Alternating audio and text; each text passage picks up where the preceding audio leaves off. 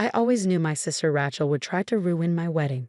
I just didn't expect her to do it quite so spectacularly. My name is Emma Collins, and I met the love of my life, James, while he was waiting tables at a small Italian restaurant in downtown Boston. At least that's what everyone thought. The truth was far more interesting, but we'll get to that. He's a waiter? Rachel had sneered when I told my family about him. Really, Emma? With your education and background, you could do so much better. That was Rachel, always measuring everything by status and money. She'd married a hedge fund manager right out of college and never let anyone forget it. The fact that I, her Yale-educated younger sister, would settle for someone who served pasta for a living was apparently a personal affront.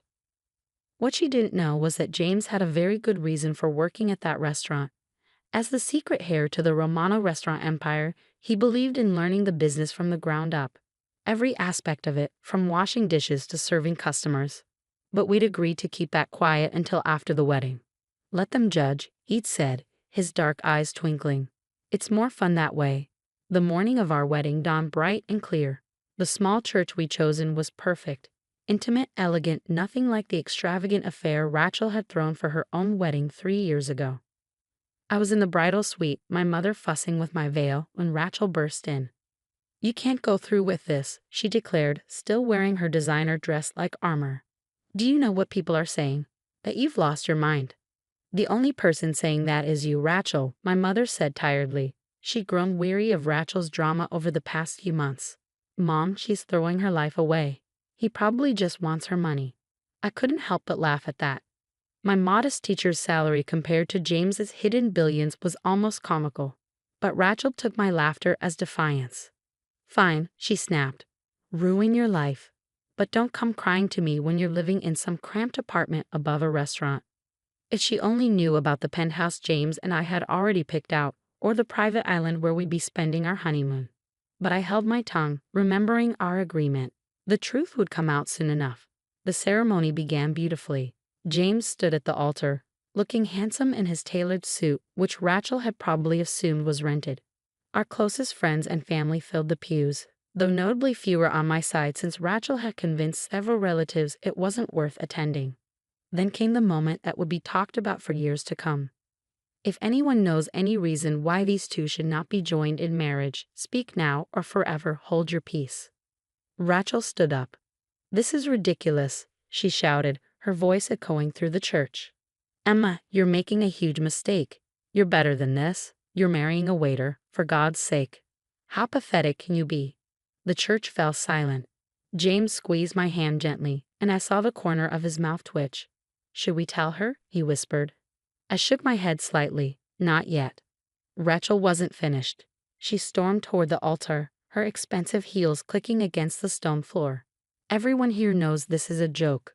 Emma, you were supposed to be the smart one, the successful one. And now look at you, throwing it all away on some server." "Rachel," our father warned from the front pew, but she ignored him. "When this all falls apart, don't expect any sympathy from me. You've made your bed, probably a very cheap one, now lie in it." With that final shot, she turned and stormed out of the church, leaving stunned silence in her wake. The minister cleared his throat awkwardly. "Shall we continue?"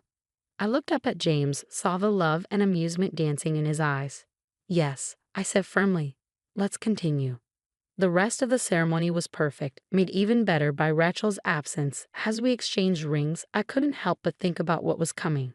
The reception would be at one of James's family's most exclusive restaurants, one that had been mysteriously closed to the public for the day. Rachel had no idea that her very public tantrum was about to backfire in the most spectacular way possible, and I couldn't wait to see her face when she realized just how wrong she'd been about everything. But first we had to get through the pictures and the drive to the reception. James helped me into the rented vintage Rolls-Royce, actually from his personal collection, as our guests showered us with rice. "Ready for Act 2? He murmured in my ear. I smiled, thinking of the scene that was about to unfold at the reception. "More than ready. Do you think she'll show up?" "Oh, she'll show up," he said confidently. "People like Rachel can't resist a chance to feel superior. She'll come just to watch what she thinks will be a cheap, embarrassing reception." He was right, of course. Rachel might have stormed out of the ceremony, but there was no way she'd miss the chance to criticize every detail of our celebration. She had no idea she was walking into a reveal that would leave her speechless. As we drove toward the reception, I thought about how perfectly everything had played out. Rachel's outburst, while hurtful, had only made what was coming sweeter. Sometimes the best revenge isn't about getting even. It's about letting someone's own actions set the stage for their humiliation. The Romano, James's family's flagship restaurant, loomed ahead. Its elegant facade and prime location usually hosted celebrities and dignitaries. Today it would host a revelation that would change my family dynamic forever. "Here we go," James said, helping me out of the car. "Ready to show your sister who she really just insulted in front of everyone?" I smoothed my dress and took his arm. "Let's give her a show she'll never forget." The doors of the Romano swung open, and I heard the collective gasp from our arriving guests. Crystal chandeliers cast a warm glow over marble floors and hand-painted murals. White-gloved servers circulated with champagne, each bottle worth more than what most people thought James made in a month. "This must be a mistake," I heard someone whisper. "How could they afford this place?"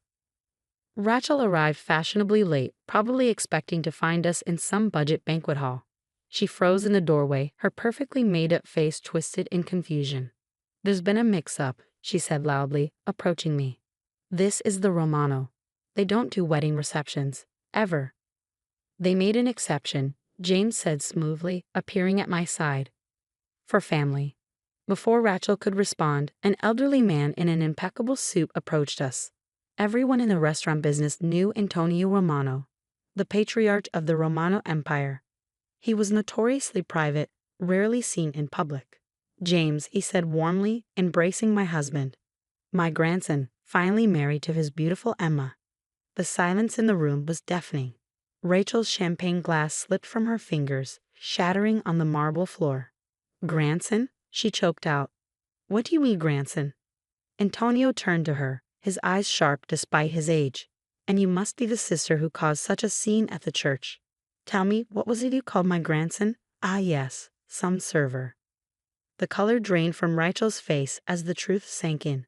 James wasn't just a waiter. He was the heir to one of the largest restaurant empires in the country. The Romano Group owned hundreds of high-end establishments across the globe, along with hotels, vineyards, and real estate. I didn't know," she stammered.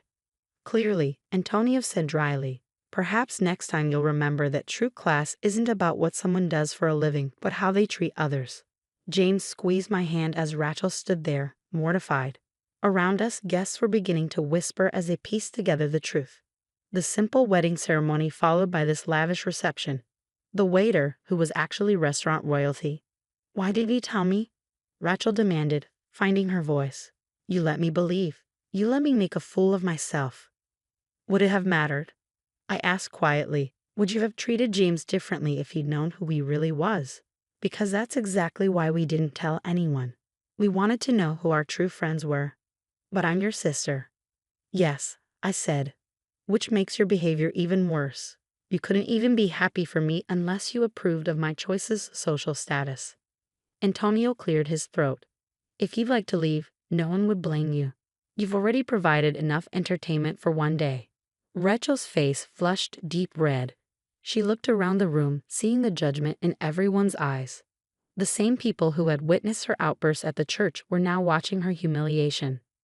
"I should go," she muttered. "Stay," James said unexpectedly. Everyone turned to look at him. "Stay, enjoy the reception. Consider it a chance to start over, to see people for who they are, not what they own or what they do for a living." I looked at my husband with pride. Even after Rachel's awful behavior, he was showing more class than she ever had. She hesitated, then slowly nodded. I'd like that, and I owe you both an apology." "Yes, you do," Antonio agreed. "But perhaps that can wait until after the first dance. I believe my grandson and his bride have waited long enough to celebrate properly." As James led me to the dance floor, I caught glimpses of Rachel's face. She stood alone, watching us swirl beneath the chandeliers, probably calculating how many times she'd have to apologize before she could start bragging about her connection to the Romano family. "She'll never change completely," James murmured, reading my thoughts as always. "No," I agreed. but maybe she'll think twice before judging someone based on their job again. The reception continued like a fairy tale. Course after exquisite course of Romano specialties, wine from the family's private reserve, and stories from James's time working his way up through every position in the restaurant. He insisted on starting at the bottom. Antonio told our captivated guests. Said he needed to understand every aspect of the business. Most trust fund kids want to start in a corporate office. Not mine, James. I watched Rachel's face as she realized just how wrong she'd been. The waiter she dismissed had shown more work ethic and humility than her hedge fund husband ever had. As the night went on, I saw her try to approach us several times, probably to apologize or attempt damage control. But there was always someone else wanting to talk to us, to share a story or offer congratulations. Her social punishment would last a bit longer. After all, she'd spent months making me feel small. A few hours of humility wouldn't kill her. Besides, we had other things to focus on, like the honeymoon villa waiting for us on the Romano family's private island. But that was another surprise for another day. For now, I was content to dance with my husband, surrounded by people who loved us for who we were, not what we owned. And if my sister learned something from all this, well, that was just icing on our very expensive wedding cake. A year passed and life settled into a new rhythm. James and I moved into our penthouse overlooking Boston Harbor, and I continued teaching while he took on more responsibilities within the Romano group. We kept things low-key, just as we always had, but Rachel struggled with our newfound dynamic. "You could at least let me host a proper housewarming," she complained one afternoon, eyeing our minimalist decor. "This place deserves to be shown off." "That's exactly why we don't show it off," I replied. "Some things are better kept private." She didn't understand. She'd spent the past year trying to rebuild her reputation, dropping the Romano name whenever possible. Her social media was suddenly full of posts about my sister and her husband's amazing restaurants and family dinner at the Romano. James found it amusing. "At least she's promoting the business," he'd say with a shrug. But everything changed when Rachel's perfect world started crumbling. Her hedge fund husband, Michael, got caught in a scandal. Insider trading, fraud, the works. Suddenly, the wealth she'd lorded over everyone was gone, frozen by federal investigators. She showed up at our door late one night, mascara streaking down her face. "They're taking everything," she sobbed. "The house, the cars. Michael's facing jail time. I don't know what to do." I led her to the living room, where James was working on his laptop. He looked up, concern crossing his face. "I need help," Rachel admitted, the words clearly costing her pride. I don't know how to start over." James and I exchanged glances. This was the moment. Would we help the sister who tried to ruin our wedding, who'd only accepted us after learning about our wealth? "There's an apartment," James said finally, "above one of our smaller restaurants in Cambridge. It's nothing fancy, but it's a start." Rachel's eyes widened. "You do that? After how I treated you?" "On one condition," I added. "You work in the restaurant, learn the business from the ground up, just like James did." "You mean wait tables?" She looked horrified. "Among other things," James said. "Wash dishes, bus tables, learn to cook. Understand what it means to earn your way." Rachel was quiet for a long time, probably wrestling with her pride. Finally, she nodded. "Okay, I'll do it. But will you help me? Show me how." That was the moment I knew my sister might actually change. The next few months were transformative. Rachel moved into the small apartment, traded her designer clothes for sensible shoes and work uniforms. She cried the first time she had to clean a bathroom, broke 3 plates her first night serving, and burned herself twice learning to cook. But she didn't quit. I watched her transform from someone who looked down on service workers to someone who defended them. She started leaving bigger tips at other restaurants, calling out rude customers, appreciating the complexity of work she once dismissed. 6 months into her new life, I visited her at work. She was expediting orders, her hair tied back, completely focused on her task. No makeup, no pretense, just honest work. "She's doing well," James said, appearing beside me. "The staff actually likes her now." "Think she's learned her lesson?" He smiled. "I think she's learned several." "Want to tell her the other news?" I nodded, waiting until her shift ended. Rachel joined us at a corner table, exhausted but somehow more genuine than I had ever seen her. "How would you feel about managing this place?" James asked casually. Rachel's eyes widened. What? You've earned every position, earned the respect of the staff. The current manager is moving to our new location in Chicago. The job's yours if you want it. But why? After everything. Because you proved us wrong, I said softly. We thought you couldn't change, that you'd always be the person who cared more about status than substance, but look at you now. Tears filled her eyes. I was awful. To both of you. I let money and status blind me to what really matters. And now, James prompted. Now I know that what matters is who people are, not what they own or what they do for a living. She wiped her eyes. I'm actually proud to be a server now. Proud of what I've learned, what I can do. Later that night, as James and I walked home, he squeezed my hand. Your sister finally found her way. Our way, I corrected. The hard way, the honest way. Think she's ready for the family reunion next month? When everyone finds out she's managing one of our restaurants? I laughed, imagining Rachel proudly wearing her Romano restaurant uniform to the fancy gathering. I think she's finally ready to be herself, no matter what anyone thinks. And that was the greatest victory of all. Not the wedding reveal, not the humbling aftermath, but watching my sister discover who she really was beneath all the designer labels and social climbing. Sometimes the best revenge isn't about getting even. It's about helping someone grow into a better person.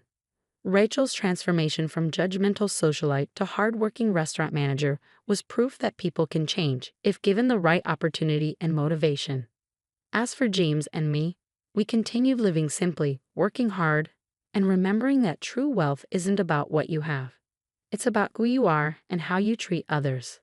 That's a lesson worth more than all the Romano billions combined.